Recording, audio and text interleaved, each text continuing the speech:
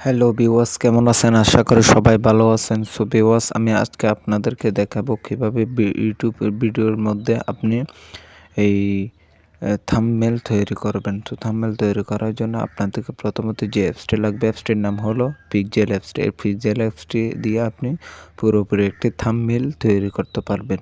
যদিও বা আপনি কোনোদিন থাম্বনেল তৈরি করেন না, কিন্তু আপনি এটা দিয়ে প্রফেশনাল একটি থাম্বনেল তৈরি করতে পারবেন। সো এর জন্য আপনাদেরকে কী করতে হবে, অ্যাপসটি ডাউনলোড করতে হবে। অ্যাপসটি ডাউনলোড করার জন্য প্লে স্টোরে যেতে হবে। প্লে স্টোরে যাওয়ার পর আপনি প্লে স্টোর থেকে এটাকে পিক্সেল মেরে অ্যাপসটি ওপেন করে নেবেন। আমার এখানে অলরেডি ওপেন করা আছে, এই জন্য আমি আর ওপেন করছি না। এখন ওপেন করে আপনাদেরকে দেখাচ্ছি।